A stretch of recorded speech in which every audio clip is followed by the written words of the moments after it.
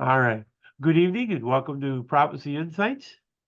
Tagoro will be continuing his study on Two Witnesses number 36.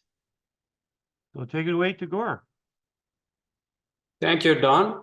So we are doing a series of presentations on this single topic called Two Witnesses from Revelation chapter 11. So we're still continuing this series.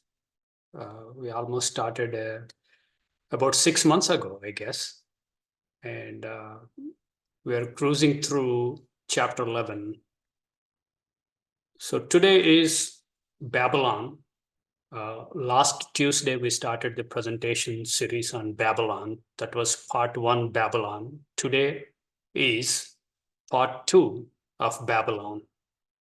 Last time, we covered Tower of Babel as a foundation, the starting point of Babylon, the rudiments and the rudimentary concepts we captured from Tower of Babel, and how God confused them with changing the languages. And we take a step further. Today, we would explore the city-state, the ancient kingdom of Babylon. Now, Babylon, like other ancient kingdoms like Tyre, and you have tons of other cities, they are called city-states. They are independent, autonomous, small kingdoms, and they fence their cities. They're not small cities, they are large cities, but very much they're fortified, and they have their own government, and they protect themselves with lots of food and the supplies, good for several years in case enemy comes and surrounds their city and encamps against it. They would have sufficient food and water to survive through those years of siege. So that is typical ancient city-states. If you don't have walls, you are exposed to any invader that can come and decimate and rob you. So those were uh, terrifying times, and everybody wants to live in a fortified city-state. Even now we have this thinking. Most people would prefer to live in gated communities nowadays. This is largely because of the crime and the lawlessness. So perhaps that was the idea. So the Babel, the Tower of Babel, there is another name for it, is Babylonia. So Babylonia was another name for Tower of Babel, but Babylon is a improved version. Now, what God stopped from happening in Tower of Babel, now he lets it come out and resurrect itself in the form of a kingdom. So we would do it with today the basics of Kingdom of Babylon. And primarily today I would go to secular history. There are two historians. Herodotus is one historian, and TCesias is second historian. So I would go through their writings, their accounts. Both of them personally, physically visited Babylon uh, at one point or other. So Babylon has a curve. They're raised into prominence and became a great power, and they reached their peak at some point. And this is, we are talking about 2000 years before Christ, 2000 BC. And after reaching their peak, they're kind of coming down and slowing down. And as they are coming down, at that point, we have both the historians, Herodotus and Ctesias, both visited, not at the glory, but many years after it lost its glory. It is kind of fading phase when they visited, but nevertheless, what they captured helps us to get a glimpse of Babylon. So today we will explore the ancient Babylon as a holistically, And I have two videos, short videos of YouTube. I will also play them so that we get a sense of what Babylon was. And then next Tuesday, I will focus more on Nebuchadnezzar and his Babylon. And then probably we will come back to Revelation. So the Babylon is a code word. It is used as a code hidden word in Bible. When you come to Revelation, last book of Bible, you have a Babylon.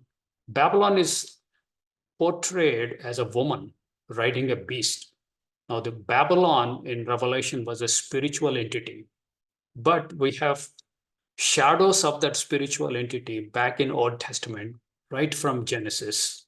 So we are working our way through the shadows, the physical rendition of the concept of Babylon through various kingdoms and entities in the past. And we gather as much information, as many features as possible, both from Bible as well as secular history.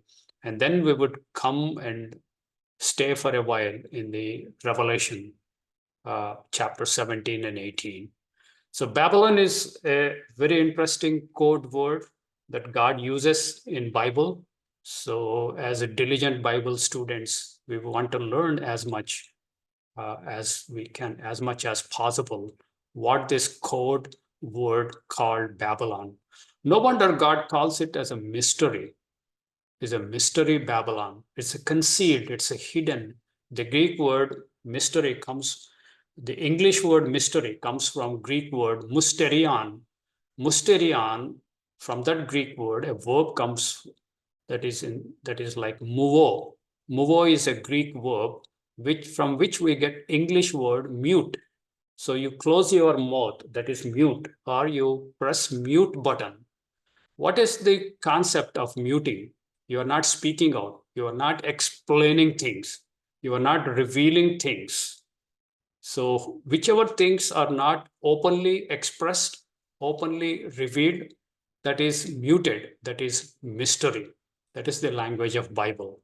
So it is largely concealed and hidden in the scriptures, but God expects us to dig the scriptures and learn, and so that these are no longer mysteries to us, but we get ourselves educated in these wonderful, profound teachings from Bible. So let's launch into the presentation, and let's go to Revelation 11. We came to Revelation 7. This is the verse we are exploring. And when they shall have finished their testimony, that is 2 witnesses, the beast that ascends out of the bottomless pit shall make war against them, that is 2 witnesses, and shall overcome them and kill them. So we're talking about a beast government. It's a superpower. This beast comes and kills Christians all over the world. It's a global beast, and the killing happens at a global scale. The killing includes persecution, imprisonment, and driving away from their homes, all kinds of persecution. And some Christians would be actually killed by this beast that ascends out of bottomless pit. So we explored different entities, including the little horn that does same thing to Christians worldwide. And we came to Babylon in Revelation 17 and 18. Interestingly, Babylon also does same thing. It kills Christians. So Babylon kills Christians, little horn kills Christians, and this beast also kills Christians because 2 witnesses are also Christians. So in that aspect, we are studying Babylon, who would be killing in a large scale towards the end of the time.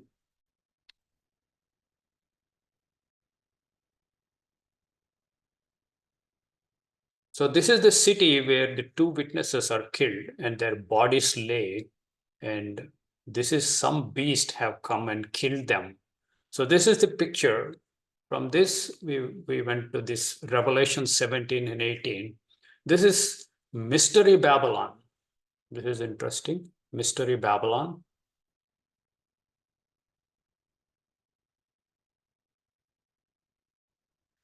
So this woman is called Mystery Babylon the Great. She is also mother of harlots, spiritual harlotry, and abominations of earth. The word abomination is like smoke in the nostrils to God. It is detestable to God. So all those things this woman is doing, she's also riding a beast. The beast has 7 heads and 10 horns and 10 crowns. And this beast is a mega superpower. The beast is a political power, and the woman is a religious power. It's a false church. It's a false religion, killing and persecuting true Christians. We also see it's a figurative metaphorical language. She is drunken with the blood of the saints, that is Christians, and martyrs of Jesus. So this is Revelation in 17 and 18. So this is what our aim to study these 2 chapters. But to lay the foundation for these 2 chapters, we went to Genesis 11 last time. So we talked about the Tower of Babel. I think it's very popular. Most people have seen some version of this. This is a tower the people have built after they came out of flood. And the vast earth is open to 8 people that came out of the ark. And God wanted them to go and spread out, multiply, and they refused to go and spread out. On the opposite, they want to stay together and build a tower and build a city. Let us make a city and build a tower, and then so that we do not scatter. So that is direct opposition to God's explicit command to them. Be fruitful and multiply and replenish the whole earth. That was the command. So there is a spirit of rebellion. And also they said, let us make a name for ourselves. The word name in Hebrew language is Shem. Let us make a Shem for ourselves. Shem is an office of priest or kind of high priest, which figuratively and metaphorically represent Christ.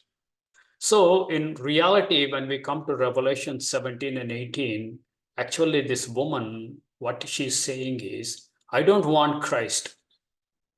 I will make my own Christ suitable for me. So you have 2 versions of Christ. One is true Christ, and other is fiction. So this is a departure from truth. So the whole Babylon is built on the false foundation of our own God. You make a different God according to your purposes, what suits you. And that is Babylon, and eventually Babylon would be judged. We have other images for the Babylon. It's a spiral. It goes up and up. They tried to build this tower, but God confused them with languages, and they abandoned this project, and they were forced to scatter abroad. And this is an artist imagination. This is also a pyramid-like structure. At least that's what most artists and most Bible scholars would tell us. And let's recap what we learned from Genesis 11 last time. And let us build a city and a tower. So they wanted to build a city for themselves, and also a tower, an identifying tower, a tall tower that is visible from miles and miles. And that is the symbol of greatness and majesty, and also a symbol of their pride. They chose the plain of Shinar. It's a plain, it's like Iowa or Illinois, miles and miles of plain. There's no mountains, there are no mounts. You can see as far as your eye can for miles. And it's a very fertile land and lots of crops because of the floods deposited lots of alluvial soils, and those are rich for the crops, so they have abundance of food. And then They used brick for stone and slime for mortar, both for city and tower, because there was no stone, it was a plain. And so they made bricks, they burnt bricks, and they also sun-dried the bricks. And then they used slime, a kind of lime, for mortar. Mortar is much stronger, and stone is much stronger. So their city and their tower was inferior quality. These are underlying concepts. An inferior building. So the Babylon is an inferior construct because they rejected authority of God. And here we learn that they said among themselves, they told themselves that let us make a name for ourselves. Name is the Hebrew word Shem. Name, figuratively, it represents authority. We don't want God telling us what to do. We will make our own God. That is the underlying concept. And then Shem, actually, with uppercase yes, is Shem, is son of Noah. He was a priest, and he was also a shadow of Christ. So Shem, being the priest, he was telling everybody and revealing and instructing God's will and God's commands and God's instructions. That is the duty of a priest. So these guys, they don't want Shem telling them what to do. They hated Shem. So they decided to make a Shem, their own Shem for themselves. That is the root and foundation of Babylon. And indirectly, they don't want Christ. They make a Christ suitable for their own pride and lusts. Lest we scatter. They don't want to scatter, even though God gave them a command to scatter across the whole earth. And that is a rebellion, direct opposition to God. So you have a spirit of rebellion and spirit of departing from true authority of God. And then God came and said, there are 8 people, and multiplied into few thousands in land of Shinar, plain of Shinar. Now God said nothing will stop them from accomplishing what they imagine at this point, because they all have one language and one tongue, and they can communicate to each other. And it is my opinion, what God meant was devil can come and manipulate them. If they all are at one place, speaking one language, he can manipulate and perhaps annihilate. It would be a mass suicide of mankind with few thousands at one place. So God has to postpone that. One more, so he installed languages, different families. That's what he did. God changed the languages and confounded them. So he installed kind of new software in every person. The same software, same language is installed for the families, group of families together, so that they can communicate with each other. But a second family got a different software. And the third, yet another software. So now at a moment is an instantaneously, they couldn't understand one another. That's where the origin of languages, according to Bible. So God confused them and confounded them. So there is no longer ungodly unity. There's no longer let us build a city and a tower, and let us make a name. That is still there, but God forced them to scatter abroad. So his sovereign will, according to God's sovereign will, forced them to scatter across the whole earth. That's what we learned last presentation, Genesis 11. And from scriptures, we will step into history, secular history. So this is the Babylon, the ancient city-state Babylon. It's magnificent kingdom and magnificent architecture and magnificent buildings and the construction. An ancient person in that age, if we bring him to the Babylon, he would be total shocking, jaw-dropping experience. He hasn't seen anything like that in his life. Even in his wildest dreams, he never imagined such a magnificent, huge thing called Babylon. So no wonder it was called glory of the whole earth. And it was majestic in its appearance, in its construct. And it has massive walls, 14 miles on one side. It's a rectangle, so 14 miles length, 14 miles width, and 14 miles on other side, and another 14 miles. Imagine the length and size. The height is 360 feet, several stories of a building, you can imagine.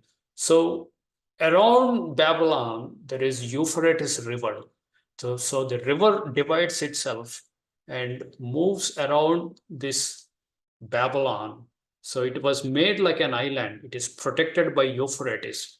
And Euphrates also a branch made into like a canal. It flows through the city.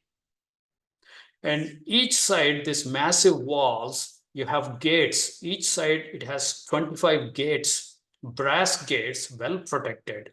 And inside the city, it's all squares. It's a square within square and another square within square. All the streets run rectangular or perpendicular to one another. So the whole Babylon, 14 miles by 14 miles, is a grid of roads and canals, and then regions are all rectangles. It's a masterpiece of architecture, human architecture, and the well-planned city. We are talking about 2000 BC. It's about nearly 4,000 years ago from our time. So they have this magnificent architecture, city planning, and massive irrigation. And they have extensive canal systems to distribute the water of Euphrates so that they can raise crops and feed the whole population of Babylon. And they also diverted the river around the Babylon to act as a protection, the water as a protection. People cannot come on horses, elephants, mules, whatever animals, and come close to the gates or walls of the city. It is well protected by the water. So they have to stand afar off on the land, and then they have to build some boats and come near. But you have archers and the bowls with boiling lead. They will just throw anybody who will come nearer to the walls of Babylon. So the Babylon was a boasting city, a proud city, and nothing can conquer. It is unconquerable. That's what they thought, that's what they felt, that's what they boasted. So it is unconquerable city, and it is huge by the standards of that day. 14 miles by 14 miles is incredibly large city, and it inhabited so many things. They have their own religion, Babylonian religion, their own gods, and it is self-sufficient city. And it is financial capital of the world at that time. It was military capital of the world during its life. And it laid foundation for many of the modern states, and modern technological innovations were actually started in Babylon. And also, it has a mystery religion. Most of the religions except Christianity, or true Christianity, all of them find their roots in Babylonian religion. No wonder God calls it mother of harlots and mother of abominations of earth. So we go through this city and its pride and its glory. And this is very important to learn from history about this city, because Later on, we will come to Isaiah and Jeremiah, where God tells very interesting things. O Babylon, your broad walls would be taken down. Your high towers would be destroyed. I will bring enemy to judge you. So those verses, in order for us to understand those verses from Isaiah, Jeremiah, and other prophets from the Old Testament, we have to understand what Babylon was. So that's what we are doing. Let's see a few more pictures before we begin. And this is artistic reconstruction. It's a massive 14 miles by 14 miles and 14 miles. And it is divided into several rectangular areas like colonies, you would say subdivisions, and each subdivision is again divided by lengthwise and breadthwise. So you have series of rectangles. I wonder, like, has anybody lived in Phoenix, Arizona? I lived there. Phoenix is completely a rectangular city. You cannot be lost in that city. If you lose your place, you make a L turn and U-turn, you will come back to the same place. It's well planned, well grid, and probably that is one of the occult city architectures in US. And the name Phoenix is also very occult. So perhaps the designers of that city, Phoenix, had some kind of Babylon in their mind when they built Phoenix. I don't know. I don't know about other cities, many cities, and Houston is definitely not like a rectangle. If you are lost, you are lost. Unless you have Google Maps, you can't come back. And I lived in Boston. It's even more difficult to find your way in Boston because there are no signs. Most of the signs are gone. So definitely Babylon has its patterns, and you have this tower. These towers are very, very unique to Babylon, the way they are constructed. The historians believe there are several towers within Babylon. There was one or two main towers, but you have other sub-Babylonian towns, city-states around Babylon, about 50 to 100 miles apart from Babylon. They also have this kind of structures. That's the reason many historians believe the Tower of Babel, which was originally intended to be built, looked like this ziggurat structure. It's a spiral staircase outward reaching to the top, and you have a temple, a pagan Babylonian temple at the top. So these are also called high places. Let's see one more. And this is another artistic rendition. This is a massive city. There are lots of people living there. And you have Euphrates also going through the city and feeding the city. And then you have all the rectangles. So this is artistic rendition of Babylon. So let's launch into the historical information, secular history. Let us consult secular history. So Babylon, we are still in shadow, not in the spiritual reality. When we come to Revelation, that will be spiritual reality. Entire Old Testament is shadow, the secular history. So we have two historians we would consult, Herodotus and TCesias. Apparently C was silent, TCesias. So we go through the books, and the source I took is from Cyclopedia of McClintock and Strong.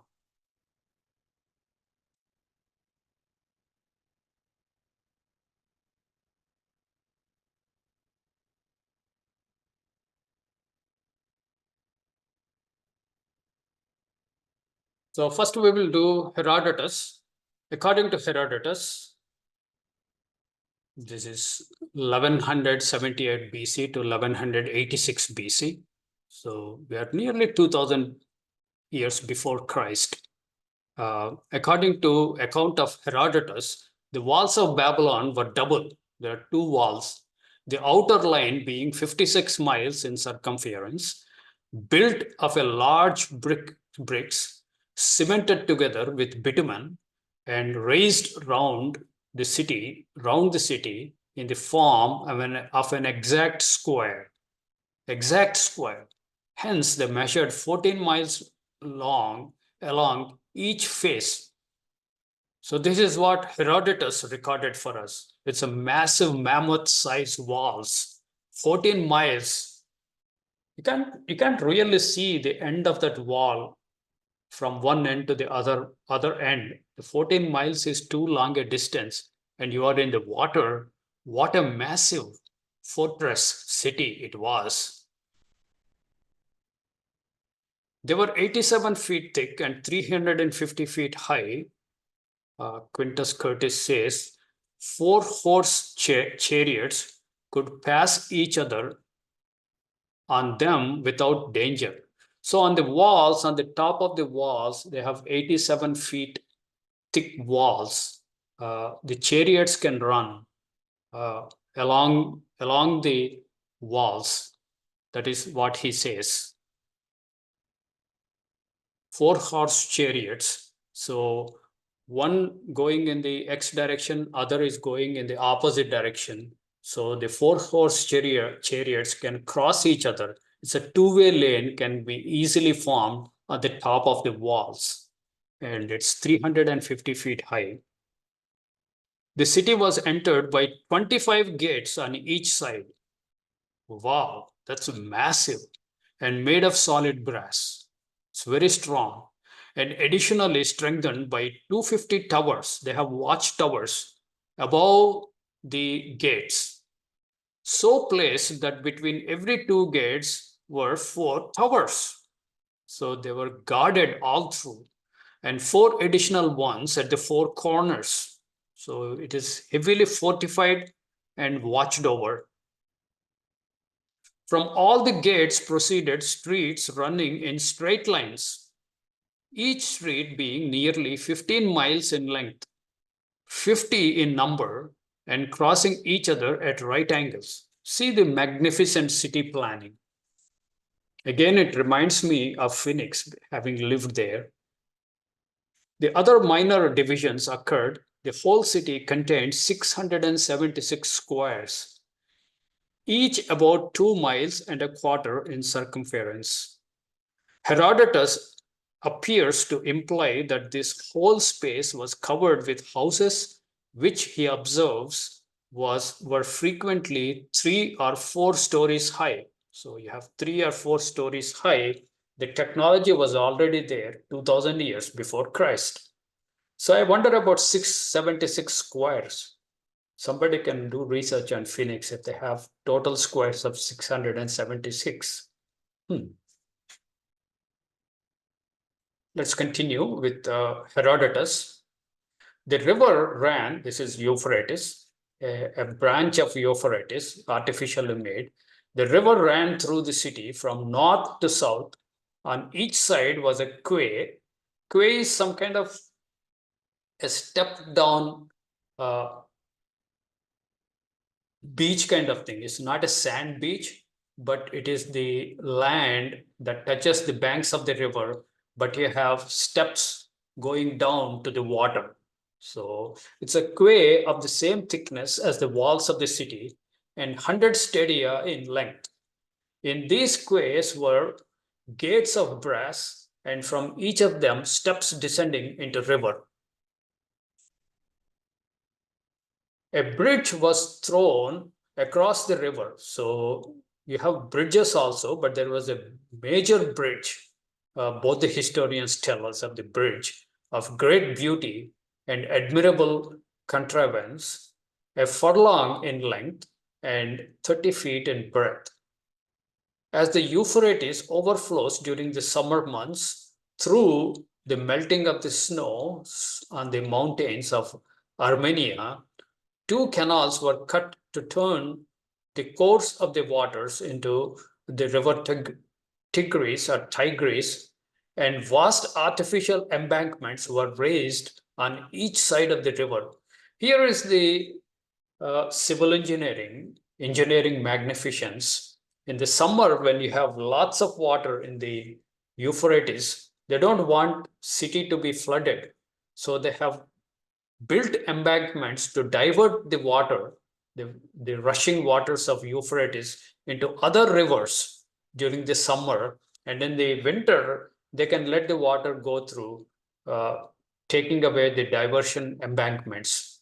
So they have good control of the water in the Euphrates. On the western side of the city, an immense lake, 40 miles square. So even the lake was like a square, 40 miles square. They have excavated to the depth, according to Herodotus, of 35 feet depth. And into this lake, the river was turned. So river was diverted till the work was completed. So that's how they constructed. So whole the Euphrates was diverted into a huge lake that was dug out beforehand, so that it fed into this lake while they were building and raising the walls of Babylon. And into this lake the river was turned till the work was completed. At each end of the bridge was a palace. So you have a bridge on the canal, the Euphrates within the town, and at each end of the bridge there was a palace. And these had subterraneous communications. So there were tunnels, extensive tunnels underneath the city of Babylon. So the tunnels are not a new thing in our modern times. They have 2000 years ago, this type of technology. In each division of the town, Herodotus says there was a fortress or stronghold consisting in one case of the royal palace and the other of great temple of Belus. So you have presence of army at every important corner. So they have the armed forces stationed and distributed across the whole Babylon to watch out and quell if there is any rebellion or any foreign armies somehow infiltrated there, they can take care of that. So the forces were distributed. And there was also a great temple of Belus.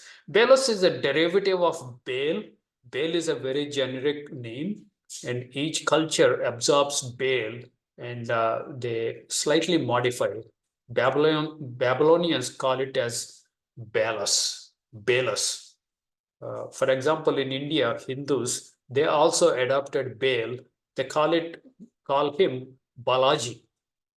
Isn't it interesting? Several cultures have their own version of Baal.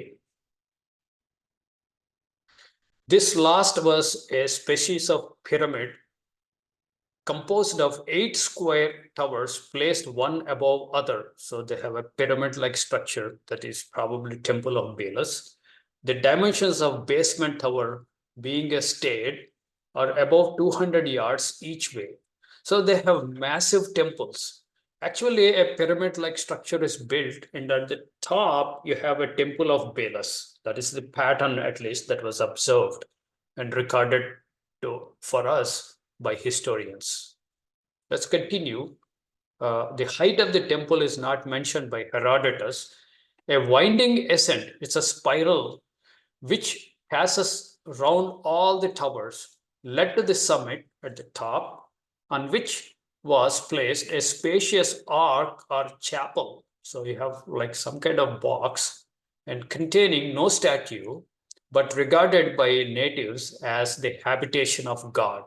So they have their own strange religion and gods, and they have pantheon of gods. Actually, they have series and suite of gods and goddesses, and some are not 100% human form. You have half animal and half human forms. They have lots of hybrid and very innovative in their religion and gods. The temple stood in a sacred precinct, 2 states or 400 yards square, which contained 2 altars for burnt offerings and a sacred ark or chapel, wherein was golden image of Bel. Bel is same as Baal. You have different variations of that word Baal. According to TCesias, now we come to the second historian, TCesias, he also physically visited. This is first-hand information. According to TCesias, the circuit of the city was little under 42 miles. Remember, Herodotus said like 56 miles, and TCesias felt that it was 42 miles. We don't know if the Babylon's dimensions have changed.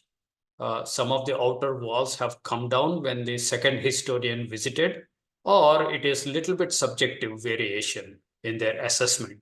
They did not actually took a tape and measured all the walls. It is just a subjective assessment. It lays again, according to TCesias, it lay, he says, on both sides of the Euphrates. So Euphrates main river is there. The city is built on both sides, and the two parts were connected together by a stone bridge above 1,000 yards long and 30 feet broad, of the kind described by Herodotus. So second historian also tells us, TCesias, about this bridge, which is made up of stone and 1,000 yards long and 30 feet broad. They have bridge engineering also. At either extremity, that is the starting point of bridge and the ending point of the bridge, at either extremity of the bridge was a royal palace, that in the eastern city being the most magnificent of the two. So the eastern side is more magnificent than the western side. It was defended by a triple enceinte, the outermost 7 miles round. So they were heavily fortified, especially the royal palaces and the royalty was well protected by the something similar to Secret Service for US president. The second, which was circular, 4.5 miles, and the third, 2.25 miles. The height of the second or the middle wall was 300 feet, and its towers were 420 feet. So it gives a lot more details about that. The elevation of the inner circuit or inner walls was even greater than this. The walls of both the second and third enclosure were made of colored brick. So we see this colored brick in the discoveries of ancient Babylon, the archaeological excavations. They have color paintings, colored bricks, and represented hunting scenes, the chase of a leopard and lion, and with figures male and female, regarded by TCesias as those of Ninus and Semiramis. That's interesting. Semiramis. The other palace was inferior, both in size and magnificence. It was enclosed within a single enceinte of 3.5 miles in circumference and contained representations of hunting and battling scenes, as well as statues in bronze, said to be those of Ninus, Semiramis, and Jupiter Belus. So Baal was Jupiter, the planet worship, was considered Baal by Babylonians. Semiramis was also one of their goddesses. Semiramis is wife of Nimrod. She was wife of Nimrod, and Nimrod was killed, and he died. And then she begets a son, and she believed Nimrod reincarnated as her son. So Semiramis is both wife as well as mother to Nimrod. And she wanted to resurrect Nimrod. There was all kinds of legends around Semiramis and Nimrod. The two places were joined not only by the bridge, but by a tunnel under the river. So they have underwater tunnel technology in Babylon. Isn't it fascinating? TCesias' account of the Temple of Belus has not come down to us. We may gather, however, that he represented its general character in much the same way as Herodotus, but spoke of it as surmounted by 3 statues, one of Baal, 40 feet high, another of Rhea, and the third of Juno or Beltis. You have Rhea also. I think many of these gods and religion was assimilated by Greeks. So you end up some of these names among Greek pantheon also. And sometimes they modified, sometimes they retained the names. Isn't it fascinating that the Babylon and its religion is mother of all the religions? It lays, he says, on the both sides of Euphrates, and the two parts were connected together by a stone bridge about 1,000 yards long and 30 feet broad, and kind described by Herodotus. So it's a very similar discussion. And at either extremity of the bridge was a royal palace, in the eastern city being most magnificent of two. So I think we read this somewhat. It looks like a repetition. Sorry about that. And